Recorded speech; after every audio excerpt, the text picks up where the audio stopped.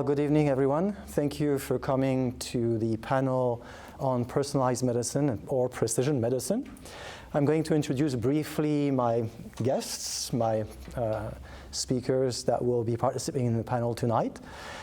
And with that, I will introduce first myself. My name is Dr. William Etouati. I'm the Managing Director for the Drug Development and Product Management Masters that you are here to hopefully listen and potentially find more interest about it. And with that, I will introduce to my right Dr. Razal Kurzrak. She's an MD. She's the Director for Center for Personalized Cancer Therapy and Clinical Trials Office. She is the Senior Deputy Director for Clinical Science at the Moore Cancer Center and Chief of Division of Hematology Oncology at the Department of Medicine at UCSD. My other guest tonight is Dr. Zelena Goldberg, who is also an MD, and she's the Senior Director and Global Clinical Lead at Pfizer Oncology La Jolla. So with that, I'm going to turn it over to them and ask them to tell us a little bit more about themselves, and then I will start with the questioning. Dr. Kurzrak, please. So thank you for that nice introduction. Just a little bit of background. I'm originally from Canada. I spent many years of my professional life at MD Anderson Cancer Center in Houston, and there I was charged with founding and building a clinical trials department for early clinical trials, which really became the largest of its type in the world. I moved to San Diego about 5 years ago and have a variety of titles, but what I'm really passionate about is the Center for Personalized Cancer Therapy and making precision medicine real for patients with cancer. Excellent, thank you. Hi, I'm Zelena Goldberg. I'm a radiation oncologist and radiobiologist by background and training. I'm also Canadian, actually. I didn't realize you were too. Came down actually to do some more education at Stanford and then joined UC Davis faculty originally and then came over to biotech and ultimately to Pfizer. I've been at Pfizer now almost 8 years and worked in small molecule development as well as now biologics with our immuno-oncology program. I would say I'm passionate about moving cancer to the point where we can genuinely give people back their lives and really cure them and let them grow old. Excellent, thank you. With that, I will start with the first question. Can you please define for us what is precision or personalized medicine, and is it the same? So I will ask you each, if you don't mind. I think that's a really good question. And when I give lectures, I get that question a lot. What is the difference between personalized medicine and precision medicine, and what is the right word for it? So they're really referring to the same thing. And as it turns out, because cancers are both complicated and each person's cancer is unique, in order to implement precision medicine, that is to treat their tumors precisely, it turns out that you need to personalize, you need to individualize therapy. So both the word precision medicine and personalized medicine really apply. And actually there was a high school student at one of my lectures who said, you need a new word, and here it is, precisionalized medicine. So I sometimes use that now. I'd say it's kind of a nice way to think about it is to get the right medicine to the right patient at the right time.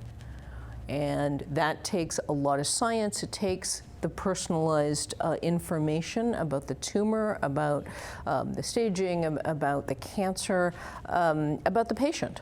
And then we need to know enough about our own medicines to know which one is the best tool we have in our tool chest at that time for that patient. So that's very interesting. That leads me to my next question, which is, how do you use biomarkers, and maybe you can define what biomarkers are, to actually help you define the type of therapy you would use for your patients for that precision medicine? So a biomarker is simply a type of marker that is found in the cancer that can help us get the right drug to the right patient at the right time. And so many of our biomarkers are now genomic DNA biomarkers, mutations, and other alterations. But it's really not just about genomics. Transcriptomics is coming on the scene, and there are several protein biomarkers that we use routinely, such as, for example, in breast cancer, understanding the hormone or estrogen status of the cancer. So it's really any biologic marker that will correlate with a drug response.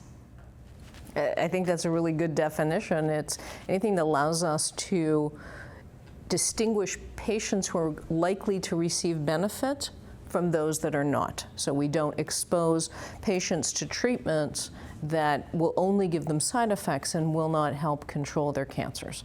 And it is, as Roselle said, there are a lot of different proteins now, or genomics, that we can test. And finding accurate biomarkers is incredibly difficult, and validating them, incredibly difficult, a lot of work.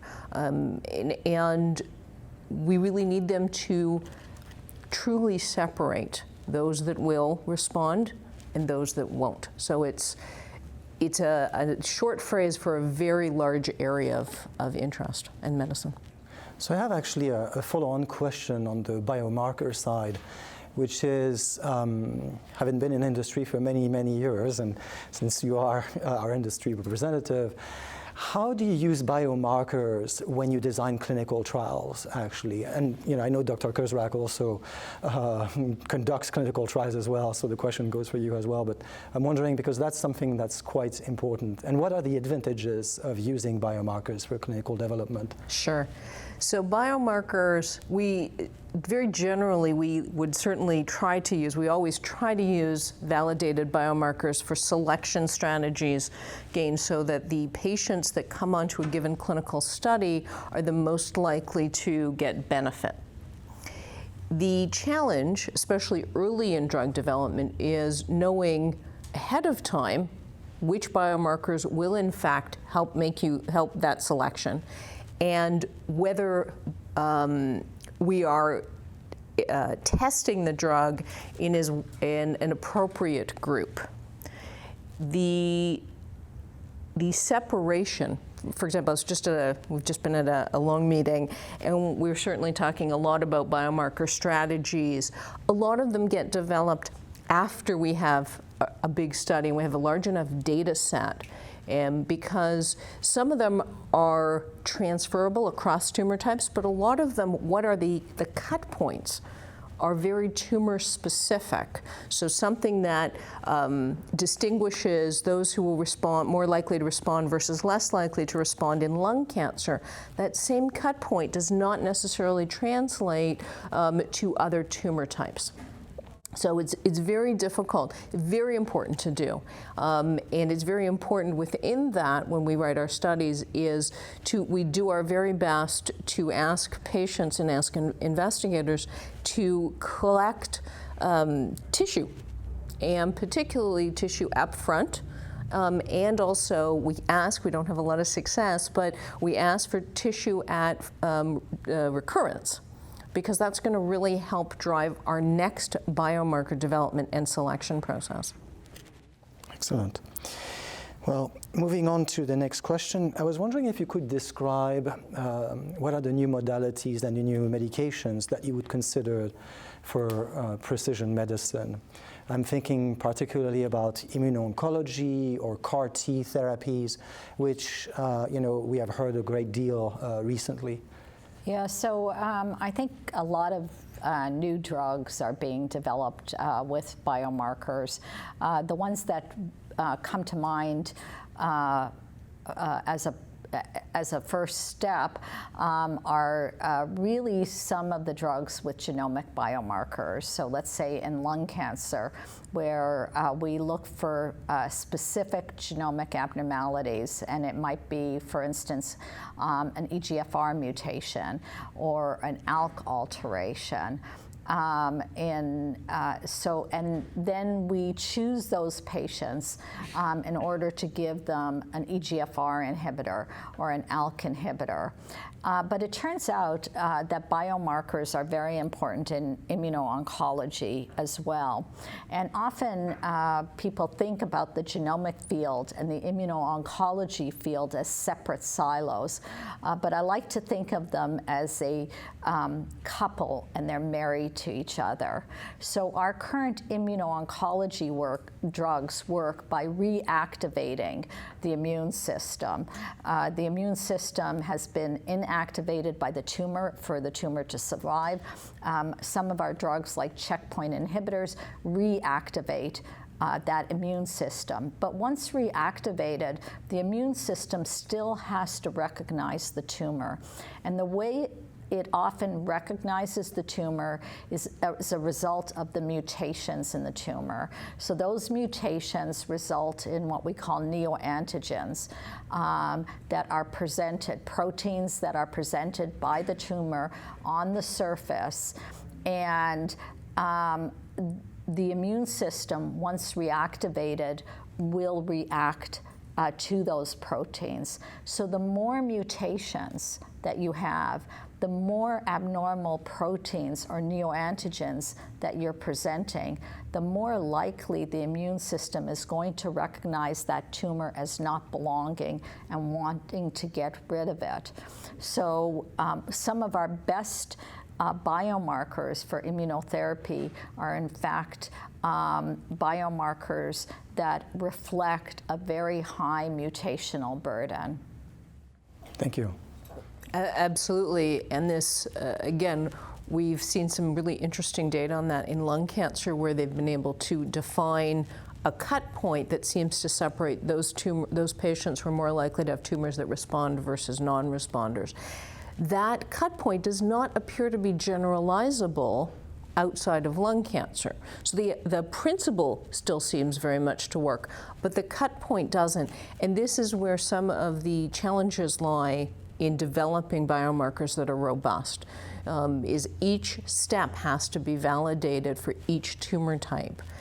In correlating with that, one of the other emerging potential biomarkers in immuno-oncology is the breadth of variation in people's immune repertoire, immune cell recognition ability, if you will. The broader that seems to be in a given patient, the more likely they are going to respond to immunotherapy. But this is very early data. We don't know how broadly this will play out. And again, we don't yet know whether that's going to be a generalizable phenomenon. So it's very interesting data times, because it's exploding new data on what we understand about this. Thank you. Could you explain what CAR T therapy is, and is it truly what you would call the true personalized medicine? I don't know that I can truly do CAR T therapy justice. It is the ultimate, I think, in individualized therapy. You have to harvest the tumor, and you create these specialized cells that will recognize it. You grow them up, you reinfuse them into the patient. So it is a truly unique therapy for each unique patient with unique tumor. Consequently, it is incredibly time and cost intensive. And therefore, I think there's a lot of, they've had some phenomenal responses, just, front page news, sail through the FDA, truly miraculous. I don't use that term lightly. At the same time, I think those of us who kind of slog in the field recognize those are wonderful, but never going to be generalizable because of the work and cost associated. Yeah, so I think CAR T is a transformative concept, and it really is personalized therapy because you're altering the patient's immune system, reinfusing the cells, and then they recognize the tumor. And what everybody has gotten really excited about is that you can get complete remissions on patients that have been through multiple therapies, and the complete remission rates are incredibly high. Some of these patients are very, very refractory, and then you give them the CAR T, and I'm always hesitant to use the word cured, but they sure look like they're cured, which is incredible. On the other hand, it is very expensive and a sort of a very time-consuming type of thing to make these cells. So I think one of the questions might be, are we going to get better at this, mass producing it? Or is this an interim technology, and can we produce, let's say, vaccines, personalized vaccines that in a way do the same thing, induce the immune system to recognize your tumor, but without the cell infusions, which are time-consuming and have a lot of side effects. So I think we'll see. This is a very interesting time where technology is moving incredibly fast, and I've learned to never say never. Right. Well, and you bring up a good point, because even with the cost and the time, you also have a large percentage of patients where you can't get the CAR T cells made. An alternative way that there's a lot of research going on now, certainly within Pfizer, but very broadly, is exactly kind of how you say, which is how do we vaccinate patients against their own tumors? How do we get that immune system to utilize what has evolved for millions and millions of years to see the tumor as foreign? How do we know how to take the brakes off to some degree, which is, of course, our current checkpoint inhibitors, but can we infuse something in a simple viral capsid, for example, like the common cold? We all have antibodies to that, but get it to take that up, and then because it will now react to a small drug put inside of that, allows the tumor to now, or the immune system rather, to now recognize the tumor, again, wherever it is in the body. That's very much what is kind of we would like to see as the next step in the evolution of this sort of treatment, because it doesn't have to be personalized in the truest sense of each person has to have a full therapy made just for him or her. I see. Thank you. One of the other questions I have is in regard to genetic testing. How do you think that genetic testing should be done systematically, or should it be done only on an ad hoc basis? What's your opinion from that standpoint? So I am a firm believer that all tumors should have full genetic testing. And I think if we had no restrictions on the logistics or the cost, we would do it every time somebody progresses after a therapy, because that's the best tool that we have to try and understand how tumors grow resistant to our therapies and allow us to focus our research efforts on what those mechanisms of resistance are and how can we overcome them to allow us to do rational drug design. Ideally, again, in the perfect world, every tumor at early stage, right now the tumor NGS, they're called, testing really only happens in the advanced or metastatic stage. And that's been incredibly valuable in understanding tumors and tumor biology, and helping to select biomarkers and validate them, or begin the data collection to allow validation. But we still don't have a way of judging whether those tumors started out different up front. So we could have done different therapies at the get-go and not had to have patients, do something and then unfortunately have their tumor come back and be widely metastatic at that point. So I think people should have them done. They should go into databases that are freely shared, and we should be doing as broad a search as possible with the sharing of data to gain as much information and then hand it to the data scientists to use their deep learning tools and tell us where to direct our, frankly, limited resources on drug development and then with patients. Yeah, so I absolutely agree. I think there should be universal genomic testing of tumors, and actually that's a pretty controversial position. I actually think it's straightforward. What I learned from the day I started medical school throughout my practice is that the first thing when a patient walks in is, I want a diagnosis. Because I can't treat a patient without a diagnosis. So how do we get a diagnosis in cancer? We get a diagnosis by looking under the light microscope, which was invented in 1490. So it has had a really long and good run. And what does the light microscope do? It allows us to look at the surface of the cell and say where that cell came from. It came from the breast. It came from the lung. And that's how we get a diagnosis. But it tells us nothing about what is abnormal in that cell. So to me, genomics or next generation sequencing is simply a diagnostic tool. And it tells us what's inside that cell and precisely what's wrong with it. And so I think genomics is the diagnosis. And I actually anticipate that at some point in the next few years, it may even be malpractice not to do genomics, just like it today would be malpractice for me to treat a patient without a light microscope pathologic diagnosis. So I agree with you. Thank you. So moving a bit further up from the cell to the patient, what do you see are the key benefits of personalized or precision medicine from a patient perspective?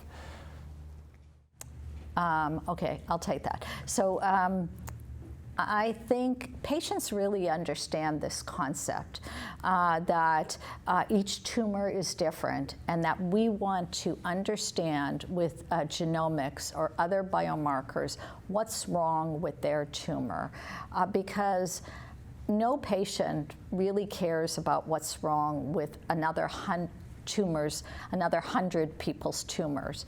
They really want to know what is wrong with my tumor, and can you craft a therapy that is the right therapy for my tumor, not for a population of 100 or 1,000 people that are each have different tumors. So I think the main benefit for the patient is precision medicine opens the door to giving the right drug to the right patient at the right time. It is giving us the tools to do that. Thank you. I agree. If you think about it, if we have therapies now that have a 20% chance of working in an individual patient, which is not a bad percentage for a lot of, certainly our chemotherapies are often less than that. That means 80% or 80 out of 100 people who have to take this medication with all of its attendant side effects get no benefit. They only get the side effects. They get no tumor shrinkage or prolongation of time without tumor or survival. Precision medicine helps the right patients only get the right drug, and all those other people can go on and get something different that can help them. Thank you. I'd like to expand a little bit actually on that. And today drugs are being primarily developed for specific indications, which goes a bit contrary to what was described during our discussion. How do you go about now in terms of once you have done genomic testing in terms of testing which drug would be better effective for that specific cancer and that specific tumor. Can you today in the clinic, or are the pharma industry really working towards really this type of treatment perspective? We definitely are. There is no tool yet that allows us outside of a patient to test that specific tumor with drugs that are available and give information that says, yes, this tumor actually responds. I've been involved in some work looking at some companies that are involved in this area. There are some very exciting things, nothing obviously I can disclose publicly, but that's almost a holy grail, if you will, in the search. That's kind of the ultimate personalized medicine, is we take somebody's genomics and we have the tumor and we have the drug and we do it in a petri dish before we do it in a patient. That just makes everything work better if that were feasible today. Yeah, so I think what is happening is that genomics is a disruptive technology. Actually, that's not bad, because cancer needed to be disrupted. But what genomics has unveiled is that what I mentioned before, each patient tumor is complicated and unique. We actually are comparing metastatic cancers to malignant snowflakes, complicated and unique. So why is that disruptive?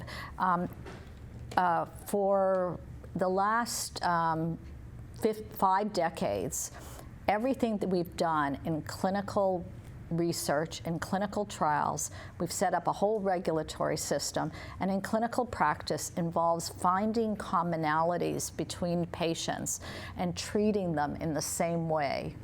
And here comes genomics and tells us that everybody's different, and that each patient, each tumor has their own set of unique alterations.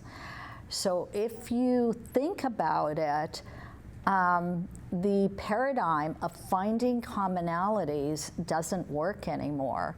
The new paradigm is treat each patient as an individual, and in fact, give them an N of 1 customized combination of therapy, of treatments, of drugs. And we have a protocol that we're called iPredict, and we're doing that at UCSD. We've treated several hundred patients in this way, and we think the results are really interesting.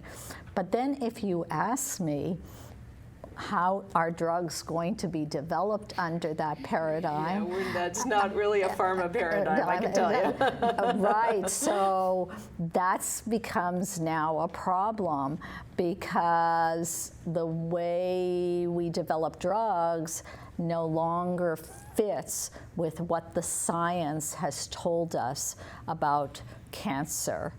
So I always believe that the science is going to win in the end, and we're going to have to figure our way around it.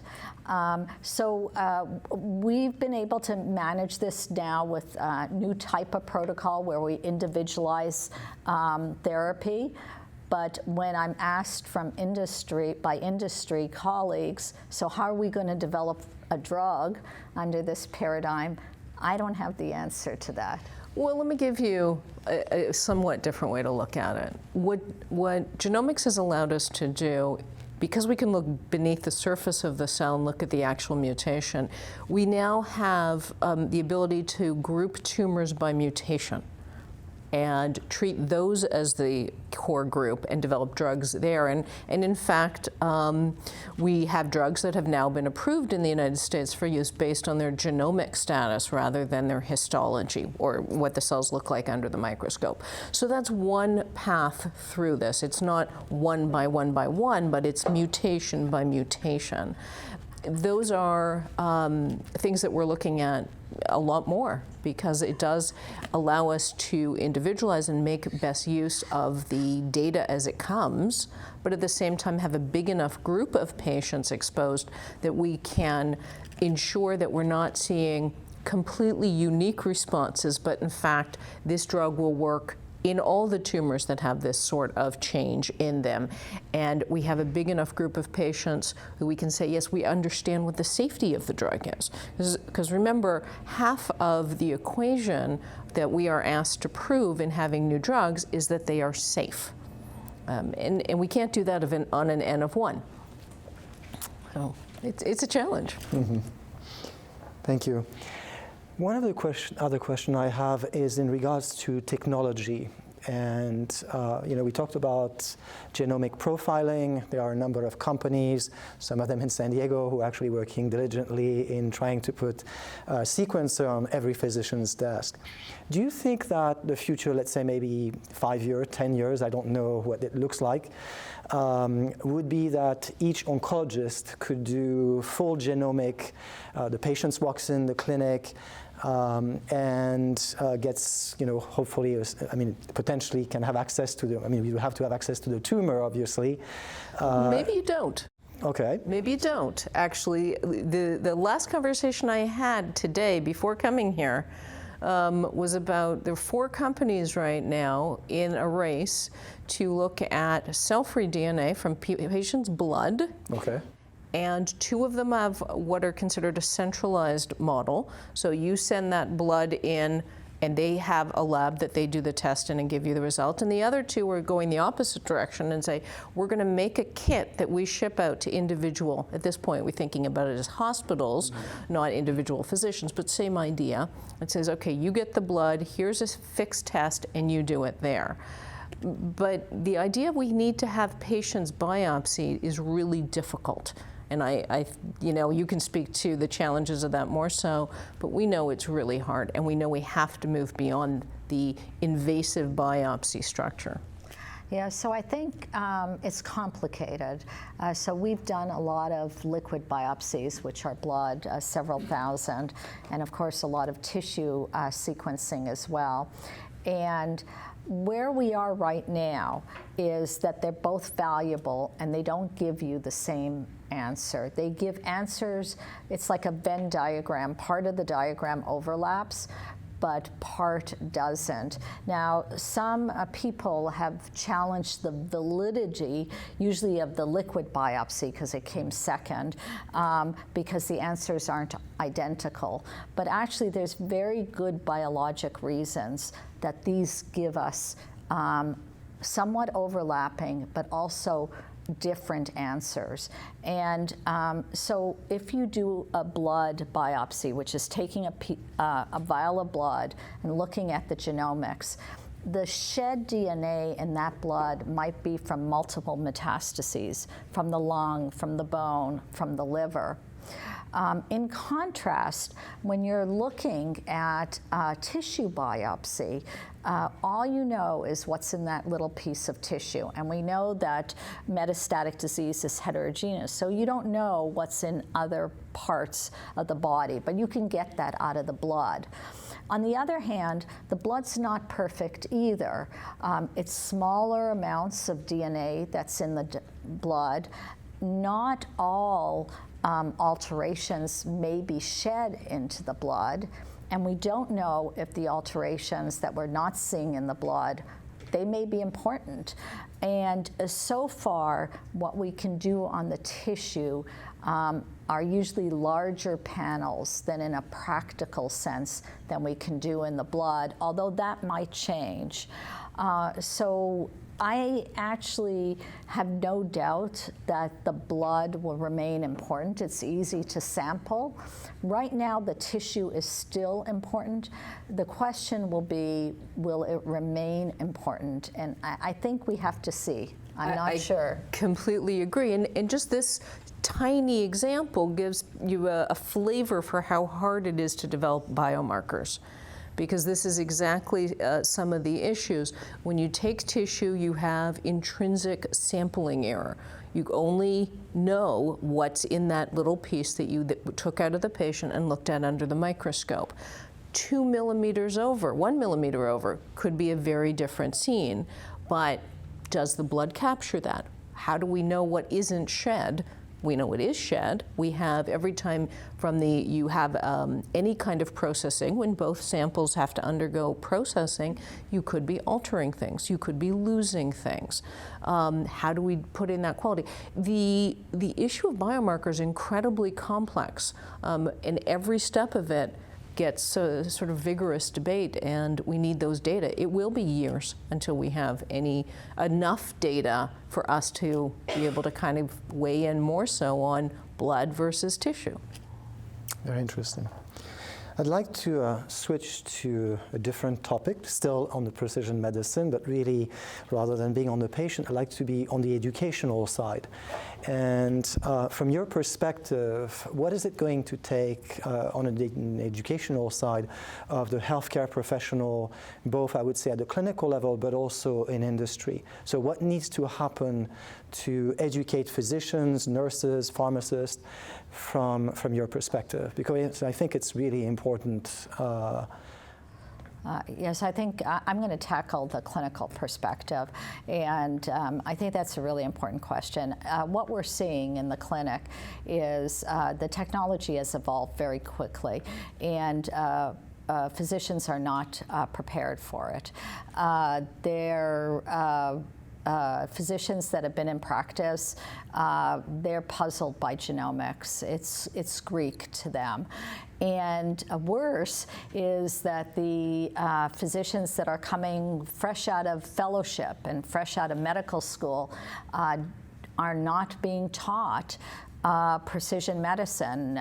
We see people straight out of fellowship coming from, that we recruit from really good universities, and we have to babysit them for the first year in the clinic, in the precision medicine clinic, because they can't read a genomics report, even one that is really clear from a company that knows how to write them.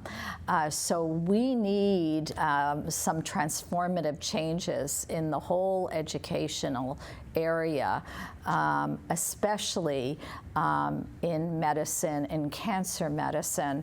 And precision medicine isn't going to be just cancer medicine, it's going to be all of medicine. So we might as well start thinking about how we're going to approach this for all of medicine. Thank you.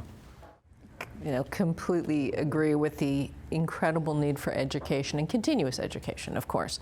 In the industry, we're probably a little bit better positioned because we have full-time professionals who it's their job to keep up with this and create it, and they educate the rest of our drug development teams on an ongoing basis. Where it gets very difficult for us, for example, I'm involved in a protocol being developed right now where we want to get biopsies and use that information for patients. And we're working with patient advocacy groups to make sure that when they get the reports back and they sit with their doctors, they can interpret the results. Because, if we're going to ask patients to undergo biopsies, they need to get something of value back to them, and that value is the report, but it's what you can do with the report and making sure you understand the report. And that's a new challenge for us to not just help patients in terms of potential new therapies, but also be more directly involved in their education in helping them understand what's going on with their tumor, and therefore what options that makes available to them. Excellent. Well, I see the time is up, so I want to thank again Dr. Kurzrak and Dr. Goldberg for being here today.